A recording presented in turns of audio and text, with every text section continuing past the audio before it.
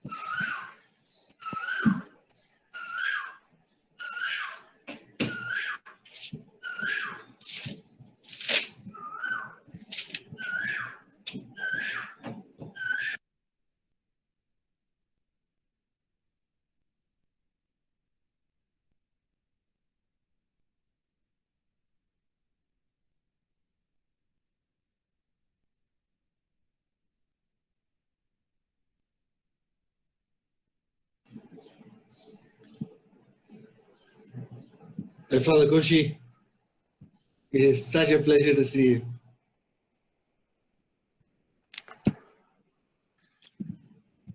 It's been a while. Koshi, you are muted. Your mic is muted, Father Koshi. Yeah, Father Koshi is muted. Oh, okay. Hello. You're looking well, Father. Oh, thanks to Hyderabad, it's like back home. I can see that. I can see that it's doing you well. Thank you. So, really, you should be the one taking this. I mean, like, how many more people are more connected with advocacy than you? I guess there will be many among us. Well, I'm delighted to see you online, Father. So am I. And hear you. Shruti, my colleague Manjushri has also signed in. She will be the one sharing her screen with the presentation. Yeah, she'll run the slides for me. Yes, that's not an issue, sir.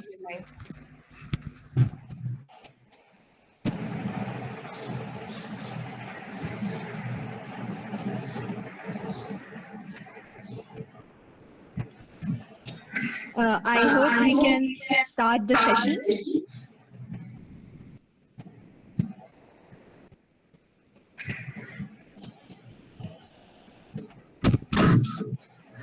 Good afternoon, everyone. Welcome to the 12th episode of the UnSpoken.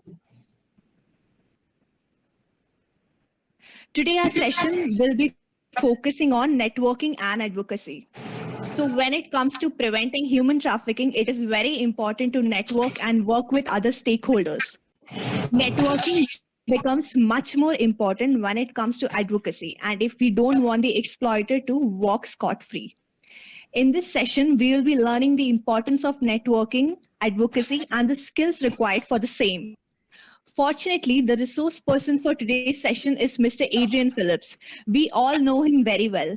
He has been our resource person for the 8th episode of the UnSpoken. So Mr. Adrian Phillips is working with a legal entity called ASKD We Resolve. He is very much known in the field of child rights and also women empowerment. He has worked in almost 8 government ministries as well as in the government forum like National Child Commission for Protection of Child Rights, Ministry of Women and Child Development, Ministry of Home, Central Bureau of Investigation, and various other ministries. He has also worked with many of non-governmental organizations like Justice and Care, Childline Foundation. He has also been involved in training of judges and also involved in many famous litigations.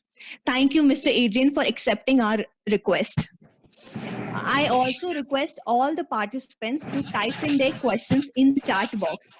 We'll be taking up these questions and we'll try our best to answer it during the interaction session. Without further ado, I invite Mr. Adrian for the presentation. Great. Thank you very much for your very kind words. Some are true, but I'm just going to ride with that for now. Manju, will you share your screen for everyone? Super. Yes, sir. Yeah, you can see, right? Yes. Okay. Go to full screen. Great. Perfect. Yeah. Okay. I unfortunately was under the impression that this was really about advocacy and not so much about networking. So I didn't focus on networking at all in this presentation. Nonetheless, what we're going to do is we will deal with networking, but what I'll do is I'll incorporate networking within the presentation as we run through advocacy. Will that be all right? Yes, that's absolutely fine. Okay, super, thanks. I don't want to waste any more time because I understand I have all of now 24 minutes to deal with this. So let's pick it up. I thought I'd begin by sharing an experience with you about advocacy when I was all of 14 years old, 15 years old. And the reason why I chose to share this is because I think that all of us at some time or the other are involved with advocacy from the time we are children onwards. It's just that we don't recognize it necessarily as advocacy, and we don't recognize what it means for us. So take a child who wants to get, is a 4 members, 5 members in their family, 3 siblings. I'm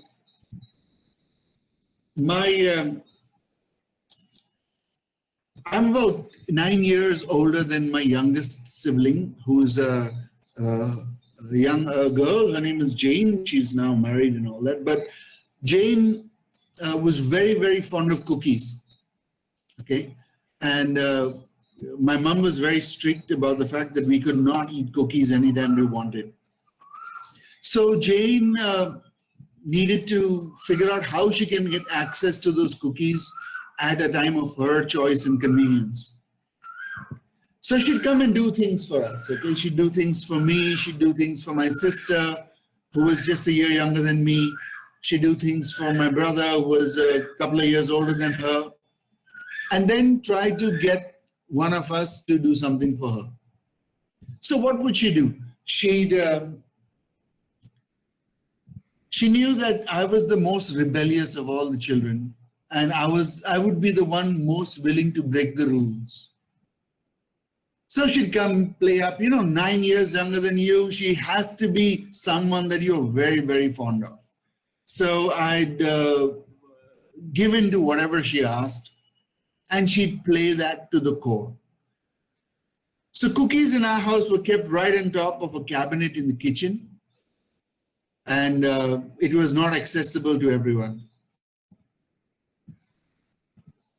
She knew that if she wanted those cookies, she had to get me to climb up on the kitchen platform, reach up to the cabinet, and get hold of that. So after being really nice, playing around with me and all that, she'd say, I'm very hungry, can I get something? And in some way or the other, convince me to act, and I would. So there was me going up. But she knew that when things would get mucky, she needed support. So she talked to my grandmother and tell her how, she is hungry every once in a while. She needed support, and she needed something to work for her. And so cookies were a good option, but mom would never allow it. So she didn't want to upset mom and, go and get cookies herself. But see how thin she's become. See how she's losing weight. And my grandmother was prime. So then she'd play up, get me to go and get her cookies. And right enough, when my mom found out, she'd get really upset and wanted to punish everyone. So just when she was beginning to scold us, me and my sister, my grandmother would step in and say, but why are you scolding her? Look at how small she is. Adrian must be at fault. You can't blame her for wanting all these things, and so on. So at the young age of 5 years old, my sister was already strategizing. She was already advocating for what she wanted. She knew how to get what she wanted. She knew whom she had to talk to. She knew where the power lay. She knew everything that happened in our family. So even at that young age, advocacy is part of what we do. We need to recognize it. I'd like to go on to a more strategic example. At the age of 14 and 15, I was involved in a youth group in a place where I lived. It was a little lane in the south of Mumbai called Khotachiwadi. And you can Google it. It's a rather famous little lane that has a lot of tourism, that tourists visiting it, and very famous residents from fashion designers to Olympic gold medalists and so on that lived there. Anyway, it was not a very clean place, not a very nice place to live in. And some of us thought about how we could transform it to a place of our liking, where we would get to play and grow up and do things in a far more conducive manner. So we knew that we needed to change the way people approach things, because people would dump garbage out on the street. They'd clean their house, keep it very clean, but the dust and dirt was thrown onto the street. People did not necessarily care about what was happening outside so long as their own interests were protected and preserved. We needed to transform that. We needed to talk to people who made things work, people who controlled how everyone else felt, how they functioned, how they did stuff. And when things did not go our way, we would need to defend the idea. We needed money. We needed people to, fetch things, bring things, do stuff for us. Who are those people who could bring about change and make things work for us? So, talking to the person who swept our street, we began to understand more about the people who lived in that neighborhood. We found out that there was one individual who worked at Glaxo's, and he had access to drums, chemical drums that were otherwise being disposed of after they were used in the company. So we convinced him to get us drums. We found out that there was somebody who worked in a metal industry and had access to angle iron and iron rods. So we convinced him to get us those. We went around asking for donations that allowed us to purchase mud and donations of plants, donations of bricks that were lying around unused, tiles that people were not using, and so on and so forth. So in that little lane then, we began to go around, and where we found there were garbage dumps, we built a little wall, 1 foot high wall, threw mud in it and plants. And when people began to ask us, what the hell are you doing? Who's asking you to do all this? Why are you trying to mess up things? We had to convince them that they had to simply water the plants, nothing else. But in order to convince them, we found out that there were a couple of cooperators in the area. We found out that there were people who were the power brokers in any neighborhood. Everyone looked up to them. So we had to get those power brokers, those Olympians, to talk to people and convince them that this was a good idea and get them to do that. So we went about constructing little gardens, putting up dustbins made up of these chemical drums on iron rods that the sweeper need not make any effort. He had to just swing it around and he could empty the dustbin. And in spite of all this, there were some people who still did not want to adhere to cleaning up the neighborhood. So we had to take radical action. And we went around collecting dead rats, dead bandicoots. And for anyone that we found was throwing the garbage out of these bins and not in the bins, we throw the bandicoot into their house so that the wall would be splattered with blood and, well, insides of rats and so on, which would convince them do that, or there would be action. So this was a group that a bunch of 14, 15-year-olds decided on to change their neighborhood. They used very, very simple principles of transforming perceptions, strategically changing ideas, influencing people with power, defending that idea, and in all this, they brought around change. Simple job of advocacy. But before we get further into this, let's look at what or how advocacy is defined. Because advocacy that plays out, that needs expression, can only find expression after one has begun what is called networking. So to define networking, networking would be the exchange of information or services among individuals, groups, or institutions, where individuals, groups, and institutions have a common profession or interest, and involves or could involve the cultivation of productive relationships for employment or business. If we took off from this definition onto advocacy, I have put up a few definitions of advocacy, which are the Wikipedia, the Merriam-Webster dictionary, and a general understanding of advocacy. So advocacy is the act of speaking on behalf of or in support of another person, place, or thing. I think in numerous ways, the people who are on this call do exactly this in what is their profession. As social workers, as priests, as heads of institutions, we are constantly acting or speaking on behalf of or in support of other people, places, or things. So what is this advocacy?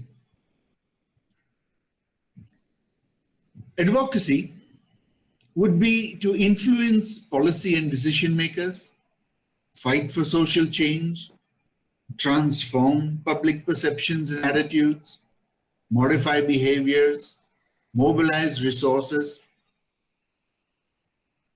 use information strategically to change policies that affect the lives of disadvantaged people, change attitudes, actions, policies, and laws by influencing people and organizations with power, change policies, positions, and programs of any type of institution, and plead for or defend or recommend an idea before other people. It is a process to speak up, draw attention to an issue, win the support of key constituencies in order to influence policies and spending and bring about change. Please ignore the organizations or examples in brackets, because I'd rather talk about examples that are far more relevant. Advocacy, in short, is about influencing or changing relationships of power. It is building these relationships that networking comes to the fore. And once you have the network relationships in place, you can go about advocacy. There are different types of advocacy. There are some among us who see ourselves as completely independent. So we're those who stand up, shout the loudest, try and transform everything around us, but by ourselves. This is definitely very hard to do.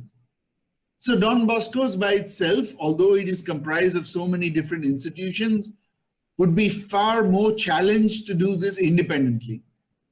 But there are other ways of doing advocacy. Collective advocacy is one such idea. Manju, if you'll go to the next slide. This is where we bring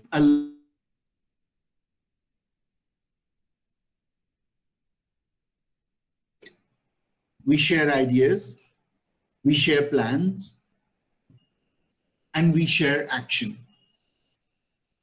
And this is just one of those other ways of taking it forward.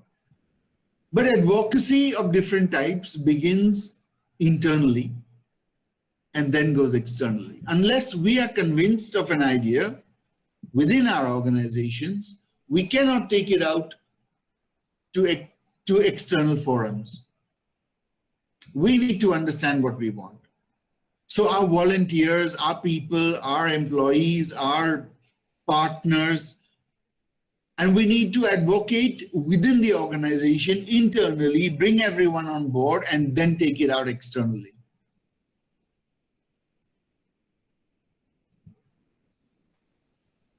What are those types of advocacy that nonprofits engage in? Manju, thank you for showing this, but I'd love if anyone would like to share an experience of advocacy as a nonprofit. I'm very happy to invite you to share.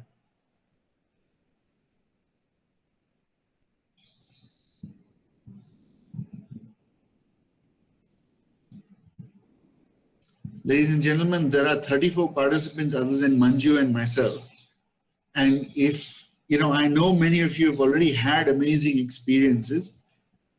If you'd like to share very briefly, or if not, we can share at the end of this experience. Okay, I'll proceed. Oh, somebody is speaking, sorry.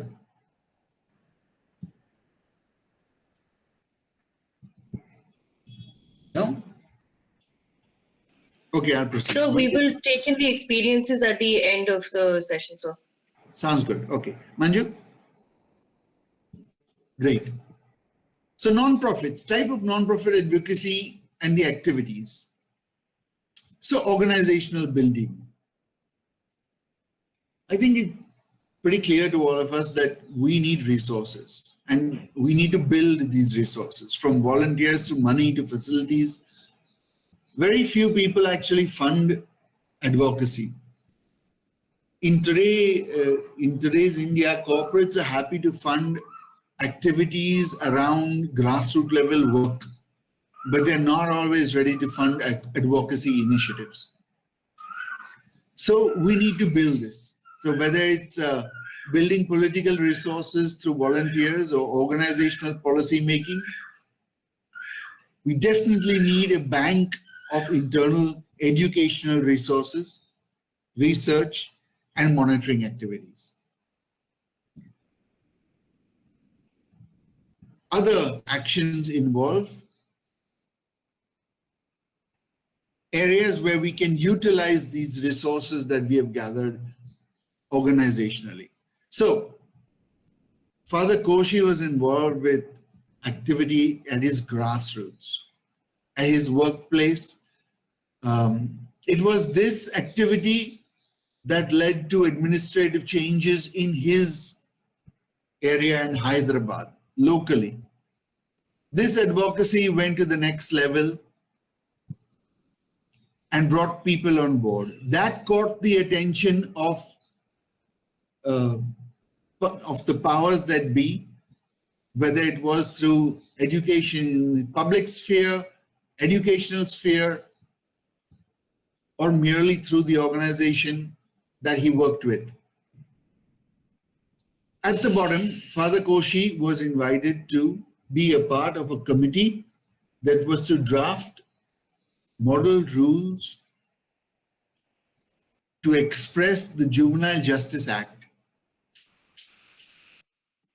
This is advocacy. This is the kind and example of advocacy that grassroots levels organizations involve themselves with. In trafficking, it can be a little more tricky.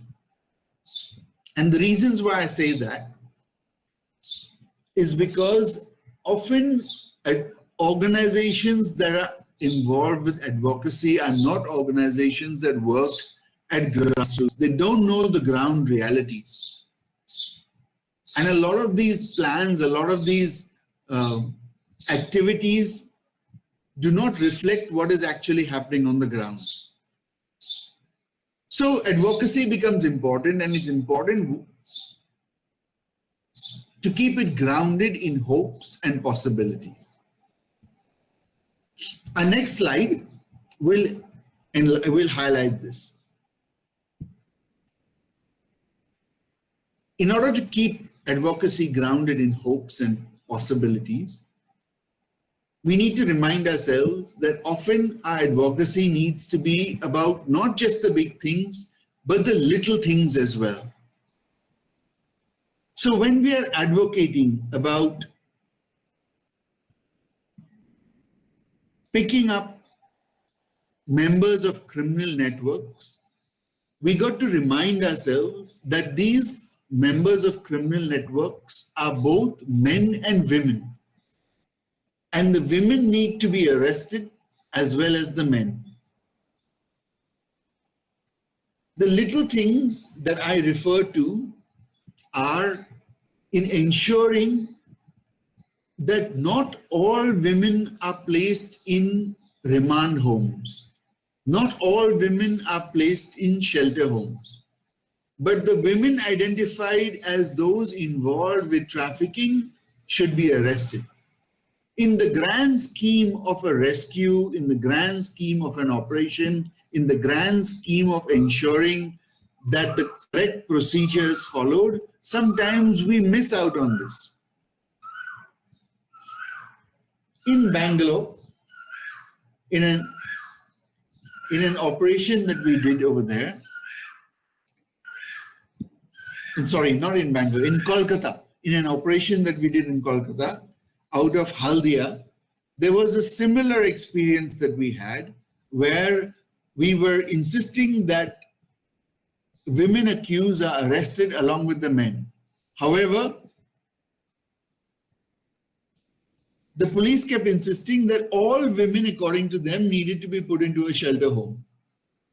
So despite everything that we said or did, all the women were put in the shelter home. Among these women put in the shelter home were a few accused. They used this opportunity in the shelter home to create a huge ruckus. The ruckus involved the minister, the state minister for women and child coming to that home. It involved young girls from the home going up to the roof and threatening to jump off the roof as a strategy. It involved the NGO that was involved with this operation being banned from the home. It was just a little thing, but led to a very huge outcome. Keeping advocacy grounded in hopes and possibilities is also about inspiring ourselves and others. I mean, we can look at big examples of Malacca, of Greta Thunberg, but we can also look at small examples of Father Koshi, of Sister Sophie, of my colleague Manjushri, and so many others who inspire others to work around them, who inspire others to believe that change is possible, that transformation is possible, and we can go about doing it. And keeping ourselves grounded in hopes and possibilities is about having the wisdom to know when to be quiet, when to make noise, and how to build relationships for change. Again, I'll give you an example, my own example.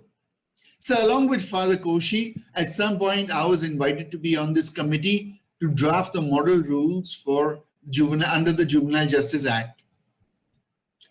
And I was new to this. I was one of those that wanted to be heard, and wanted to be seen, that wanted to be recognized. And for every little thing, I'd put my hand up, I'd speak, I'd contribute an idea.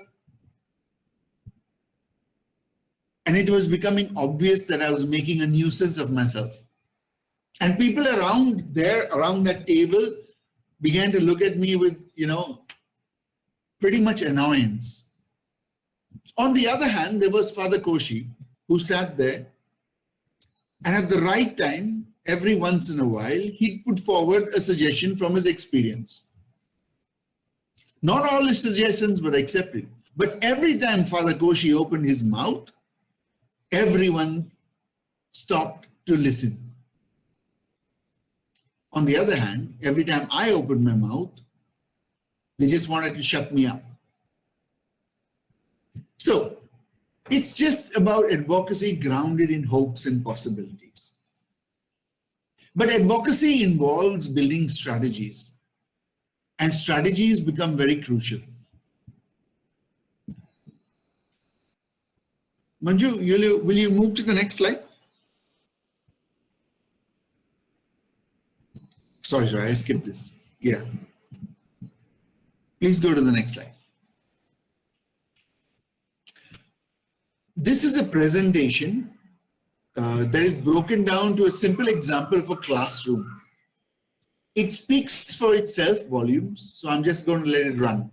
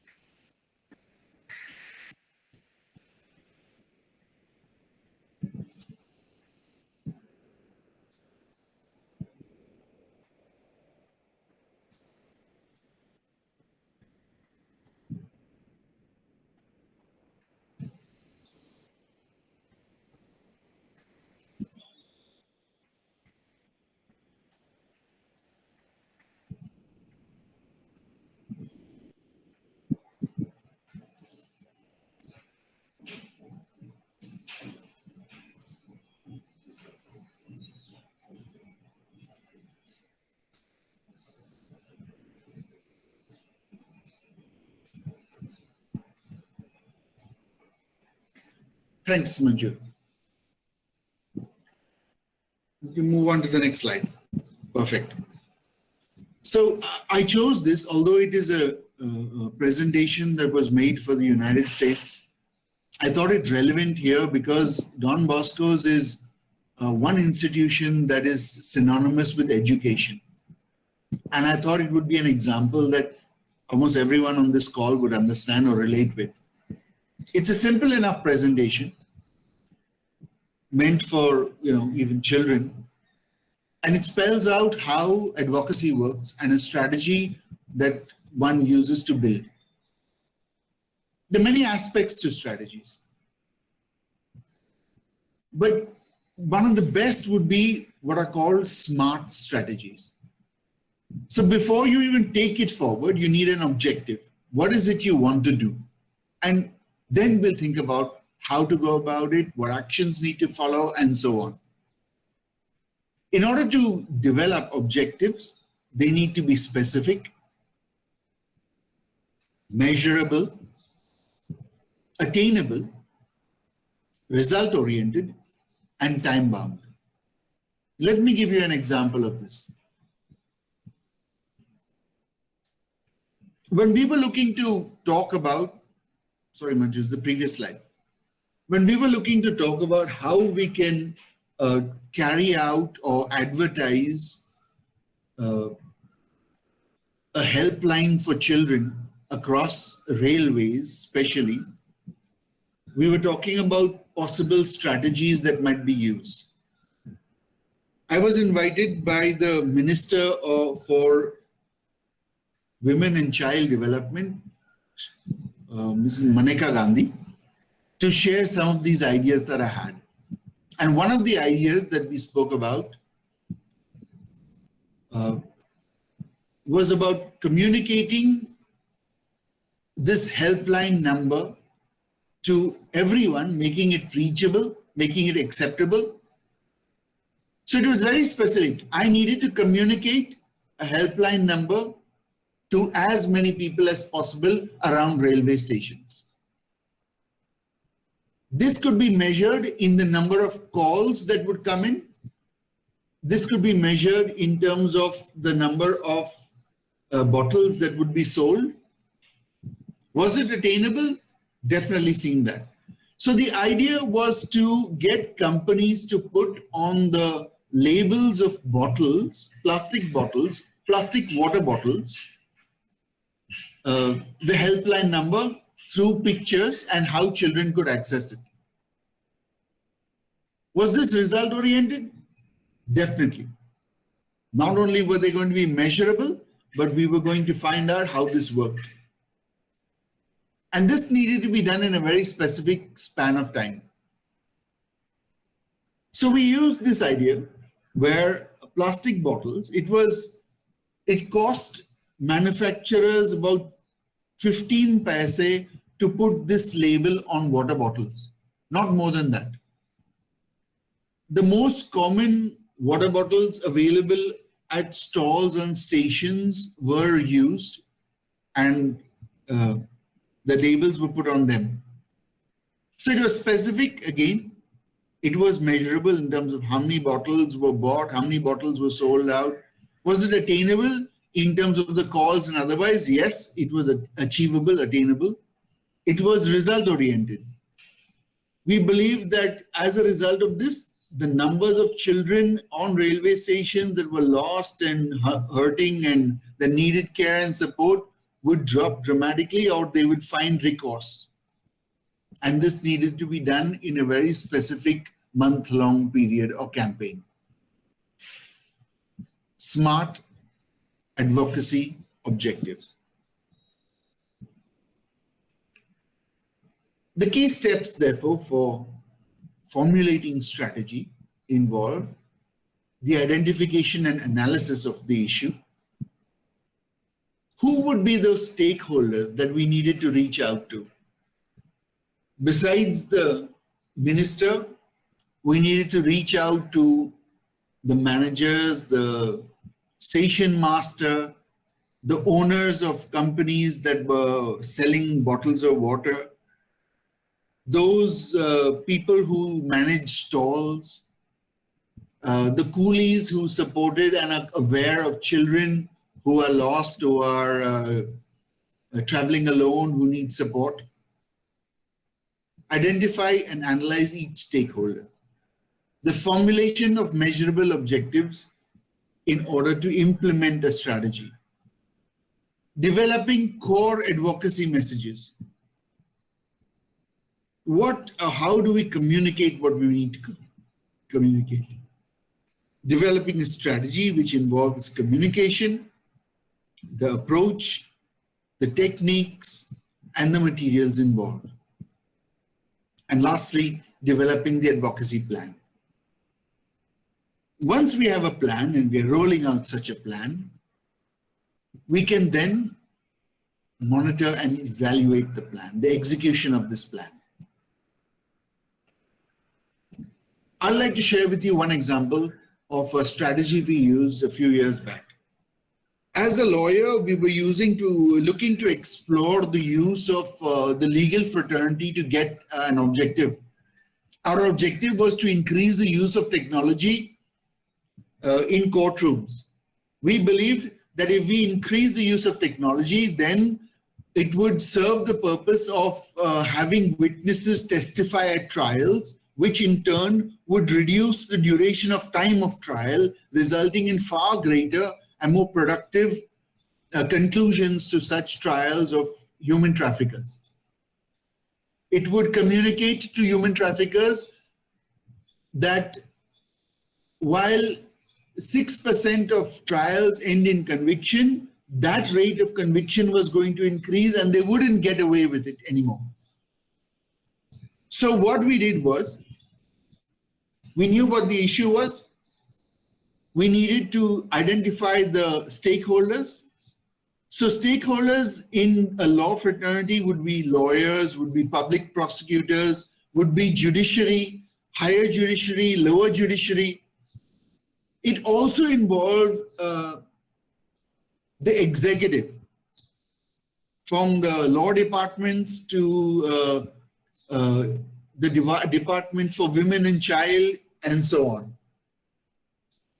We needed to formulate measurable objectives. Our objectives in this case were to get the principal stakeholders to make a statement, to get the statement to be implemented across higher judiciary in India, to get higher judiciary to translate this in terms of orders and judgments to executive, and then to get executive to put this in place.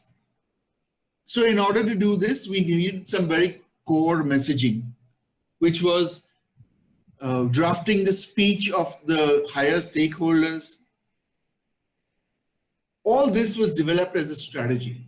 The strategy involved getting the Chief Justice of India to make a statement. So it's not easy to get the Chief Justice of India to make a statement, and we felt we needed to put pressure from some alternative forum. What we did in this case was we got involved with the SARC bodies and got the SARC bodies to hold a conference. SARC bodies, because they are the South Asian Regional Conference, by getting SARC to hold a conference, they were able to invite judiciary, sitting judiciary from Nepal, from Bangladesh, from Bhutan, from SARC countries. And we extended the invitation to higher judiciary. We did not really expect that they would agree, although we had lobbied with one or two chief justices to turn up. So the Chief Justice of Delhi was definitely going to turn up, and we were trying to get the Advocate General to be present. What we knew is that when sitting judiciary is part of an event, then automatically the Chief Justice of India, by way of protocol, must be present. And if the Chief Justice of India is going to be present, then the Chief Justice of India must make a speech. So 2 days before the event, his protocol office confirmed the presence of the Chief Justice of India, and a speech had to be written by us for the Chief Justice of India to deliver. And that speech was all about the use of technology. Once we got the Chief Justice of India to make a speech, which was widely advertised across the country, high courts everywhere in the country had to pick up on this very speech. As a result, high courts began to pass orders directing governments to be involved with and facilitate the use of technology in courts. So the use of video conferencing became far more prevalent. Orders were passed on amending the IT Act. Orders were passed on the Evidence Act, on the use of emails, on the use of more progressive pieces of evidence or technologically sound pieces of evidence. This advocacy plan, once executed, needed then to be monitored and evaluated across the country. Today, due to this, and I would say due to COVID-19, video conferencing across courtrooms is very evident. Manju will testify to this as well as myself, that most of my hearings now are online. I don't need to travel to court. As a result of this, witnesses who are in other states and who were at one point part of a rescue operation can testify at a trial. Victims are allowed to go home because they can testify from their homes, whether in this country or in Bangladesh or anywhere else across the world. As a result, trials are increasingly time-bound with faster conviction times. Because of witnesses present and material witnesses being available, the quality of evidence has increased, resulting in a larger number of convictions. That brings about change. Just an example of how you use the strategy. Manju, please go on to the next slide. Techniques and tactics of advocacy.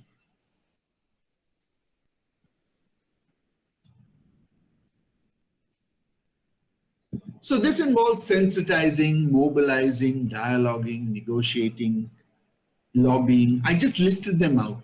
At some point or the other, we use every one of these in order to generate the kind of pressure that we want to generate. I'll give you another example. We were looking to, our objective was to increase the budgetary allocation in states to the women and child development so that this budget could then, money from this budget could then be used for the purposes of rehabilitation across the country. So we needed to build a strategy around this. We used the influences of power brokers that we knew. I spoke to and got many of them involved, one of whom was able to arrange for a program at the Rashtrapati Bhavan, where we got the President of India to meet with, interact with victims, share their experiences, and make a statement.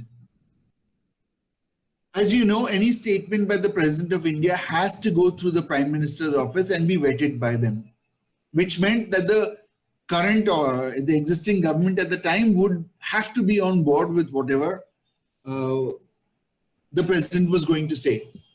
Hence, we had to sensitize them to the issue. We had to mobilize our resources to make this happen. We had to constantly dialogue with the Prime Minister's office and the protocol office of the President in order to make this happen. They weren't always happy. They weren't happy with everything we said. So we had to negotiate for what worked, what did not. Lobbying was definitely a part of everything we did. At the end of the day, we petitioned a speech that the President of India delivered. And this speech involved increasing a budgetary allocation to the women and child development, particularly for the area of trafficked children across the country.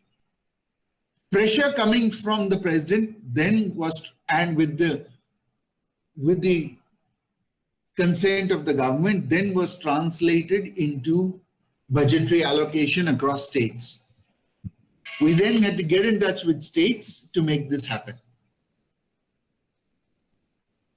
Very simple strategy, but it worked.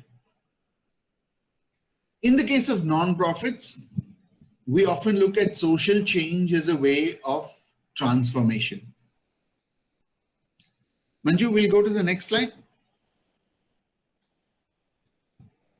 This involves several different approaches, but working with local groups and networking, influencing professional practice, support and advocacy for individuals, challenging social attitudes and beliefs, and finally, influencing policy are part of this. I'd like to leave you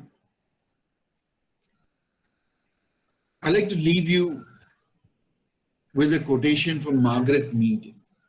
Margaret Mead was a cultural anthropologist in the 60s and 70s. She's known for her studies of the people of Oceania. So basically the children or people who live on islands, Bali, Papua New Guinea, being some of those that were her favorite areas. She also spoke about child rearing, children's rights, advocacy, and this in the 60s and 70s. The fear that most of us have is that we as children or we as, small players can't bring about change. So she said, never doubt that a small group of thoughtful, committed citizens can change the world. And indeed, it is the only thing that ever has. With that, I'd like to stop and field questions. Thank you, sir, for your presentation. We will take only 2 questions since we are almost about to complete our timing. If anyone has any questions, you can please type it in the chat box or you can ask directly also.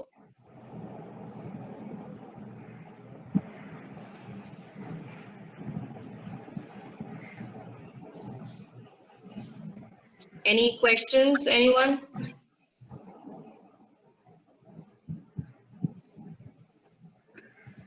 Okay. Since we are not having any questions, you can always leave questions in the chat box. You can send us an email also if you have any further questions, and we will put them through Mr. Adrian and we'll get back to you with answers. We have Father Koshi with us here today. Father Koshi, would you please share a few words with us with regards to networking and advocacy?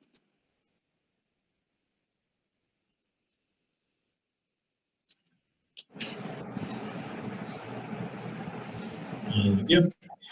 Shruti and Naina, thanks for organizing this. Thanks to the Yard Forum, Father Tony, others, and all of you. Certainly a very relevant topic, networking, and Adrian has presented on advocacy.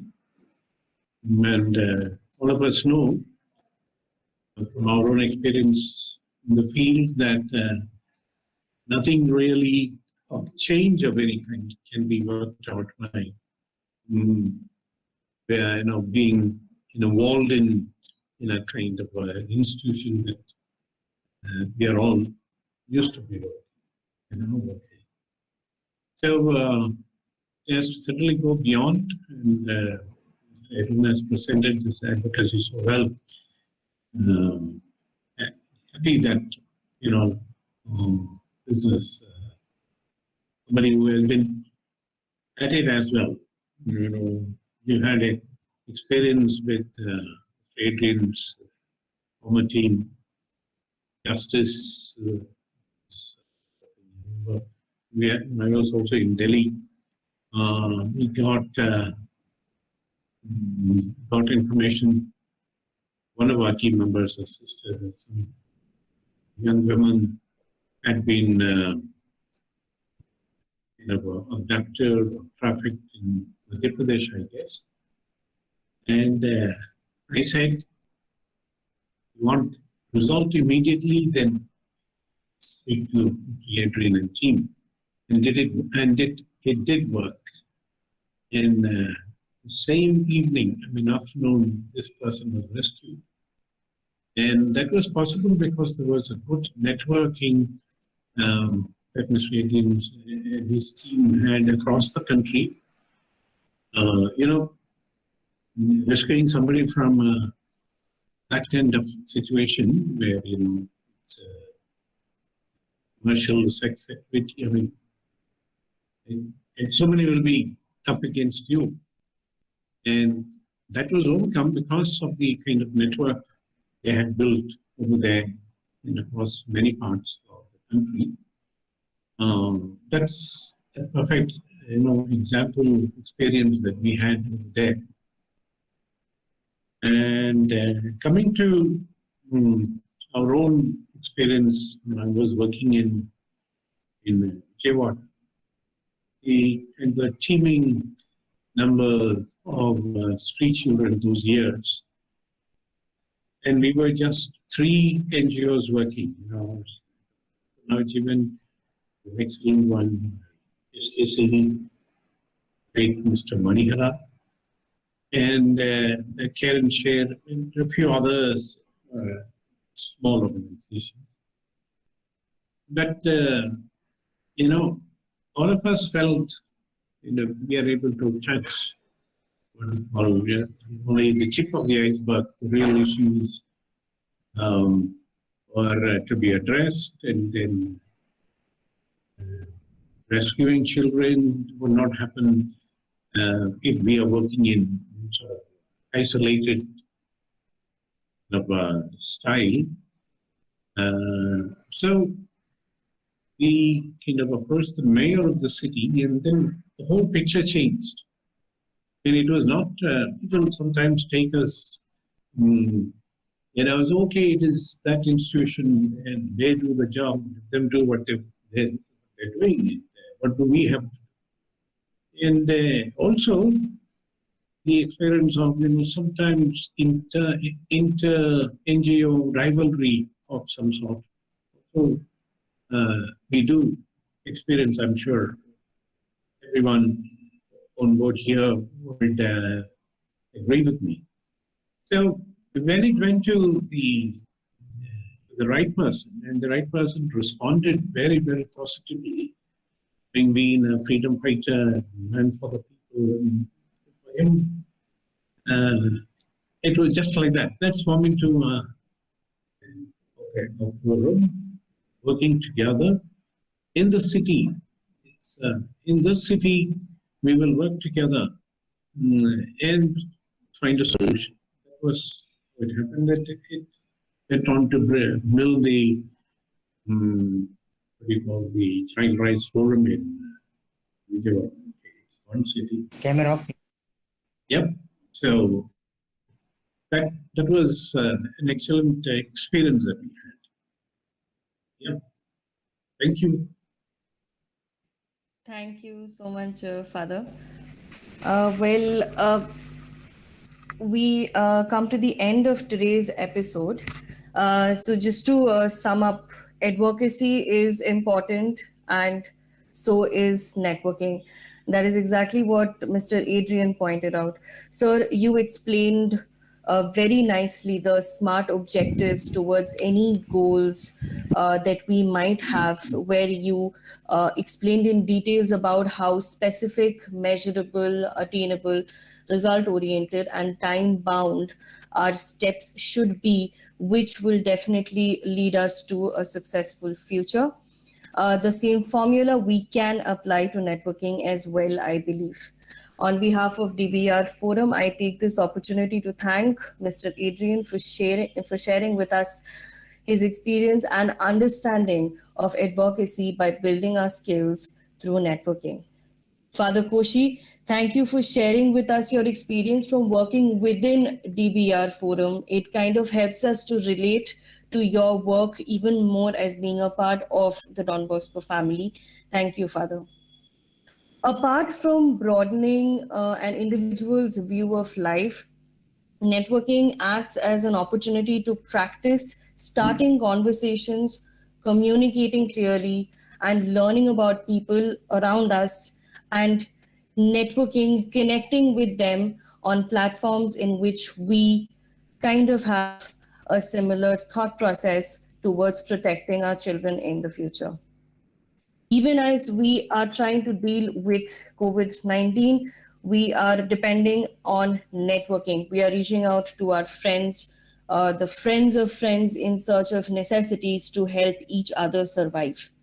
Similarly, to put an end to human trafficking, we need to network and thereafter advocate not only with the people who are responsible or are at the highest strata of the society, of the government, but also to become people who are responsible in creating a child-friendly atmosphere on this planet.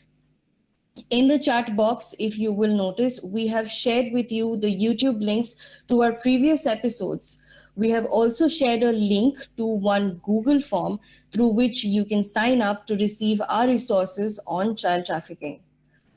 Our next step in the YAR campaign would be to share with all our provinces some names and contacts of NGOs who are specializing in the field of anti-human trafficking. With the contacts, you will be able to network with and reach out to those professionals who have been working in the field for many years and are experienced in dealing with the cases of human trafficking. These contacts will be shared with you shortly. I once again thank everyone for taking out time to be present and for being a part of this session. Wishing everyone the best of health, sanitize, and maintain social distancing. Thank you so much.